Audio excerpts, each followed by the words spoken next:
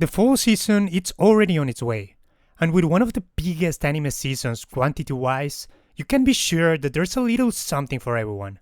With an increasing amount of returning animes and a competitor for Anime of the Year, let's look at what fall has to offer.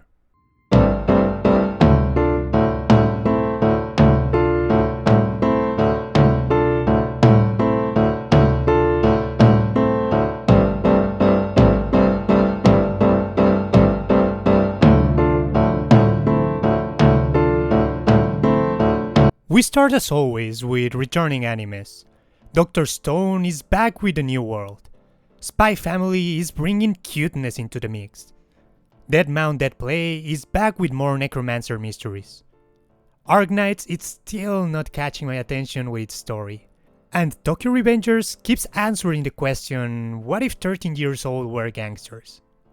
Saint's Magic Power is bringing the shoujo romance back. Girlfriend is adding more girls into the harem. Ancient Magus Bride is still going downhill with its unnecessary school arc. Farewell Paladin is feeling like a high fantasy where nothing really happens. Shield Hero finally gave us best killer whale girl. Uma Musume is spending its gacha money to bring us another great adaptation. And of course, the best is always the comedy action isekai of Eminence in the Shadow, coming in already with one of the best first episodes of the season.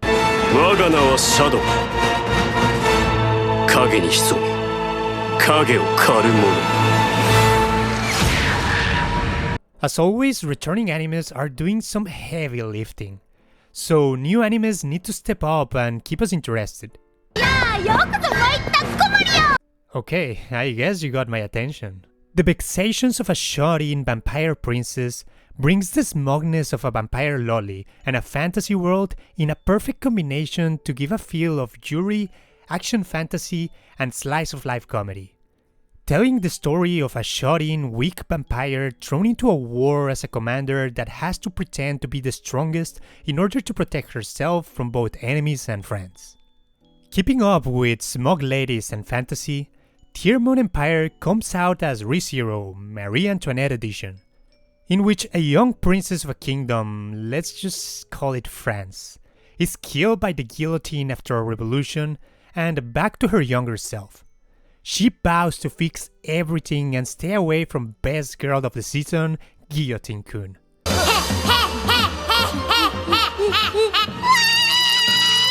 With a fun story and a bit of Eminence in the Shadow energy, I can't recommend this enough. But if you think this is the only ReZero ripoff, well, we still have two more for you. First off is the edgy Man vs. Dragon Ragna Crimson. In a world filled with dragons, a man that has lost everything and trained himself to become the pinnacle of mankind, gives his memories and abilities to his younger self in order to save his most beloved person.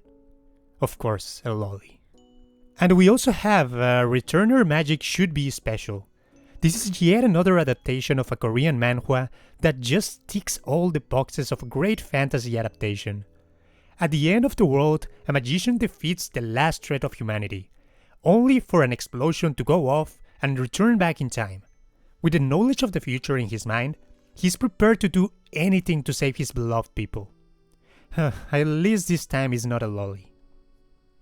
Since we are already on the fantasy side of things, let's just quickly run through all the other animes. We have the Four Horsemen of the Apocalypse, which is a sequel to the Seven Deadly Sins. First episode wasn't bad, but it's kind of difficult to distance yourself from the awful adaptation of Seven Deadly Sins. I'm Giving the Disgraced Novel Lady I Rescued a Crash Course in Naughtiness comes out as just a wholesome anime about a guy helping a girl to enjoy little things in life. Big Isekai answers the question, what if we made Inokai's dog wholesome and a fantasy? Yes! Great! Okay! I Shall Survive Using Potions is another fantasy slice of life with cute girls doing cute stuff. But so far I have been enjoying the story and the pacing kind of keeps you engaged.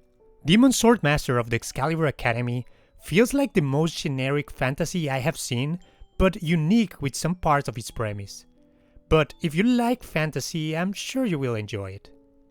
For Berserk of Gluttony, I came out thinking it would be a generic edgy show, and so far it has proven to be exactly that. But for some reason I'm having so much fun watching it.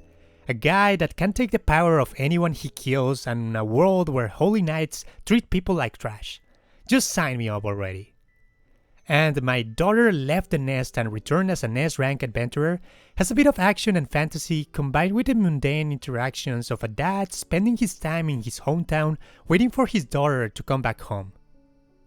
But if you're looking for the edgiest fantasy, well, look no more than the Kingdom of Ruin. A world where witches are supposed to protect humanity. A kingdom has evolved so much technologically that they start hunting down witches. A witch and her human apprentices are tracked down and she's killed in front of him. He vows to take revenge on the kingdom, and as soon as he's freed, he rampages over the city. Just a fun, dumb, edgy anime. But if you're looking for the best depiction of fantasy, well, look no further than My New Boss is Goofy. A boss that treats you well with a nice work environment? Get out of here with your fantasy fanfic. Next we have Bullbuster by Studio Nut. Not much to say about this one. Mechs, fighting monsters, and a bunch of bureaucracy. Kind of boring, but I just wanted to laugh at the studio name. Next we have a few video game animes. Protocol Rain came out as the first ever Japanese anime that tackles esports. Unfortunately, so far the story has been disappointing, focusing mostly on their everyday lives and struggles to keep the net cafe afloat rather than the competition. And the gameplay of the Valorant ripoff looks terrible. A playthrough of a certain dude's BRMMO life is just a slow-paced slice of life of a 30-something-year-old dunking on some kids playing video games. And of course, we have the awaited adaptation of Shangri-La Frontier, about a guy that only plays trash games with millions of bugs, going out to play the most popular BRMMO and having a blast while cruising his way through the enemies. ああ、プロローグか。スキップスキップ。Welcome to Shangri-La Frontier. It's a really fun anime. We have a few other animes that don't really fit into a specific genre. Firefighter Daigo is a nice drama about the struggles of firefighters in Tokyo. But what is this depiction of the city? Are we in modern day Tokyo or Second World War? Agent, your next mission, if you dare to accept it, is to give me some toilet paper.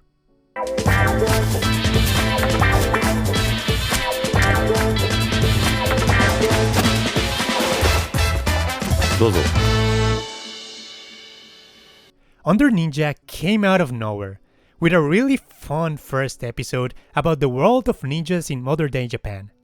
With a really fun English scene. Nobody else can do this but Ninja. And just goofy shenanigans all the way. It feels like a really fun anime. Episode 2 did felt a bit of a step down, but they just need to keep coming with some dumb scenarios to keep the comedy going. Ronka Monohashi's Forbidden Deductions comes from the mind of Hitman Reborn and the character designer of Psycho-Pass, a detective shonen about a terrible police officer that works with the best detective that pushes all criminals to suicide. If you like detective shonens with not too many high stakes, this one's for you. We also have 16-Bit Sensation, a really cool anime about the struggles of an illustrator that hates her job and how eroges and gachas have taken over the industry when she just wants to create a Bishoujo visual novel. As she is thrown back in time to the 90s, she will finally fulfill her dream of making Bishoujo girls. Giving homage to great works like Canon and Rans, and taking jabs at the gacha industry, this is for the people that love old-style retro visual novels. And the weird one of the season has to be Migi and Ali. Shit! Coming from the same creator as Sakamoto-san, may her soul rest in peace, tells the story of two cunning twins that get adopted and pretend to be one person in order to find out the killer of their mother. With fun situation and a creepy atmosphere, you have to give this one a try. Next we have Overtake, a really great take on the Formula Racing sports. It looks really faithful to reality and has some good drama about a guy that falls in love with the sport and wants to support a no-name team. This would be my pick for a racing sports anime any other season. But unfortunately, this season we have this.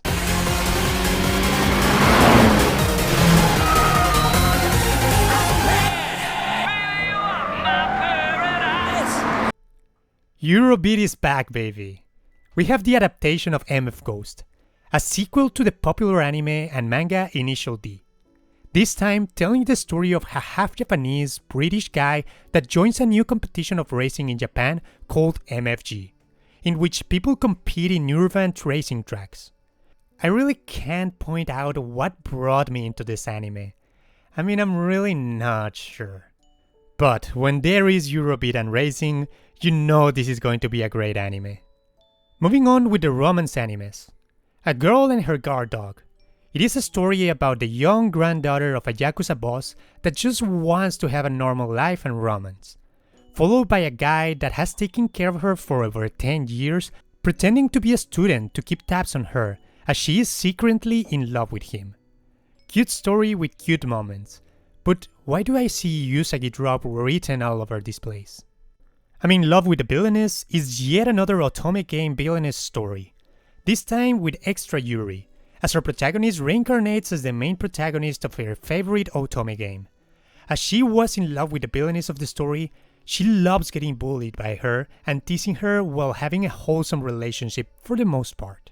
I can vouch for this one as I have already read the manga and I loved it. We also have our dating story, in which a guy asks out the most beautiful girl in school.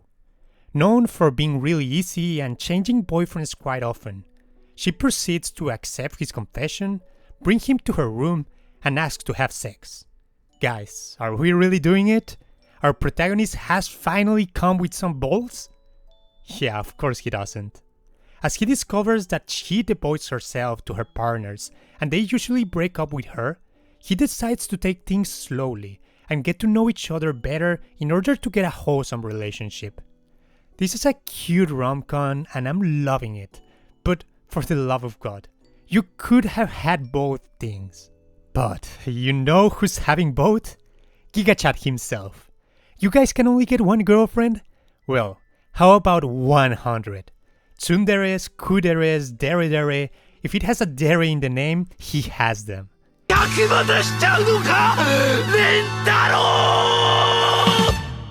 We finally got the long-awaited adaptation of the 100 girlfriends who really love you. Telling the story of a guy who has been rejected by 100 girls. Finally, his luck changes when a god appears in front of him, letting him know that soon he will meet his soulmate. In fact, 100 soulmates. The catch? If he rejects any soulmate, they will die. So he vows to love all 100 of them and build the most stacked harem ever. With 4 wall breaks and a bunch of reference to other works,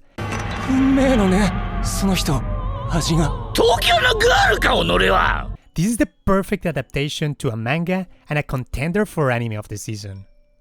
But another contender has to be Undead Unluck. A young girl that gives bad luck to anyone she touches, and an immortal guy that wishes to die work together against an organization that takes care of anomalies like them. When the guy with healing abilities can use his blood to propel himself into the air and his body as weapons, you know this is going to be a good anime. But undoubtedly, the anime of the season has to be Frieren Beyond Journey's End, telling the story of the hero party after they defeat the Demon Lord in a 10-year journey. They see a beautiful meteor shower that only comes every 50 years. For all of them, that's an eternity, except for the long-spanned elf, as she tells them that she will travel around for a bit and join them for the next shower in 50 years. Now old and in the verge of dying, the hero finally sees his unchanged friend again to fulfill the promise, and soon after, he dies. Everyone is sad except for her. I didn't even knew him, she feels. We were only together for 10 years. This is the story of Frieren. The anime is doing everything perfectly so far, giving us the first 4 episodes together to set up the story and making it into a consecutive 2-cour with 28 episodes in total. The animation looks great, and when you think it cannot get better, Madhouse comes out to deliver this masterpiece in episode 6.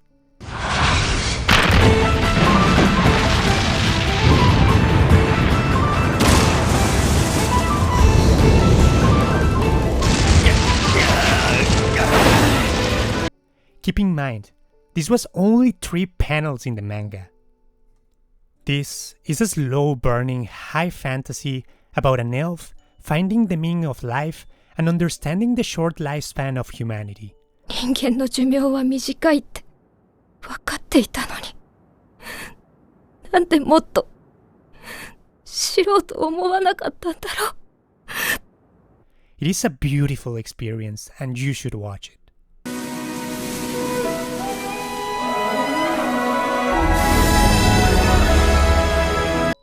And with that said, we come to the conclusion of this video.